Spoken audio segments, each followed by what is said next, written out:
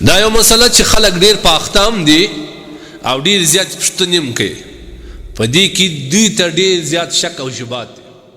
هغه دا چې موږ یو په بازار کې یو شی رانیسو، یا موټر سودا کوو، یا د موټرسایکل سودا کوو، یا د بل عین سودا کوو، د کور د اسباب سودا کوو، په نغدو باندې یو ریټ وي او په پور یې موږ ته ګران راکوي چې په قسطو باندې ورته وایي. آیا په نغدو په یو ریټ باندې رانیول یا خرڅول او په پور باندې په بل ریټ باندې رانیول یا خرڅول دا جواز لري که نه لري؟ د دې مسلې وضاحت باید لږ تفصیلي وکړو.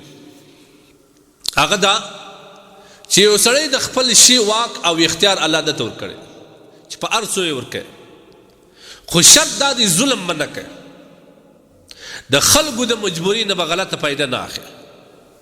که یو سړی په نغدو باندې یو شی مثلا په لک روپۍ ورکوي او هغه شی په پورو په قسطو باندې په 1.5 لک ورکوي، جواز لري، هېڅ مشکل نشته. خو شرط دا دی، څو شرایط لري. یو شرط دا دی چې دا به معلوموي په دې مجلس کې چې په پور سو او که په نغد سو. دویم دا د هغه سره به دا هم معلوموي چې په څو قسطه باندې راکوي، څونه وخت کې دا پیسې ماته وصوله، کال کې، 1.5 کال کې، 2 کال کې، په څونه وخت کې. او دریم دا چې د دې قسطو اندازه به معلوموي، د میاشتې څو ماته راکولی سي، په اول سر کې څو راکوي، په میاشت کې څو راکوي، چې دا شان یې ټول سره معلوم کړل.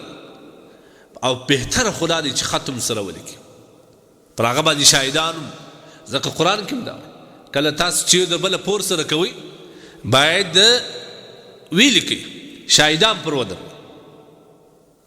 نو لہذا په نغد باندې ارزانه او په پور باندې په لوړ قیمت باندې خرڅول مشکل نه لري، خو شرط دا دی چې یو به د دې کس د مجبوري څخه غلطه پیدا نه اخلي.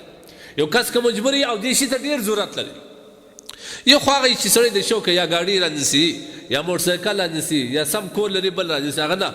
یو کس هغه دې ته ضرورت لري، مثلا یو کس سړی دی د هغه مځکه کرلې د کښت یې شین دی، دی ضرورت ورته ویلو او دا سولر شمسي ته ضرورت لري، لیکن ته د ده ضرورت ته ګورې د بازار د ریټ څو چنده زیات ګران ورکړي.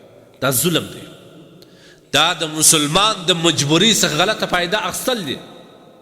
که چیرې ګران وي په پور باندې مشکل نه لري، خو دومره ګران نه چې د معاشرې وتلی، په معاشره کې دا شی په پور څونه خرڅېږي د هغه مطابق وکړي. ظلم به نه کوي، د چا د مجبوري نه به غلطه فایده نه اخلي. د دې څه الله جل جلاله منع کړي وو. او بل که په پور ګران ورکوي مشکل نه لري، خو شرط دا دی وخت به معلوموي په څو وخت کې پیسې راکړي، او په مجلس کې به دا معلوموي چې دا په پور سو او که په نغدو سو. دریم دا د میاشتې دا کښتونه چې موږ ته وایي یا قسط دا څونه راکوي هغه مو معلوموي. نو بیا دا سودا صحیح دی، په دې کې څه مشکل نشته.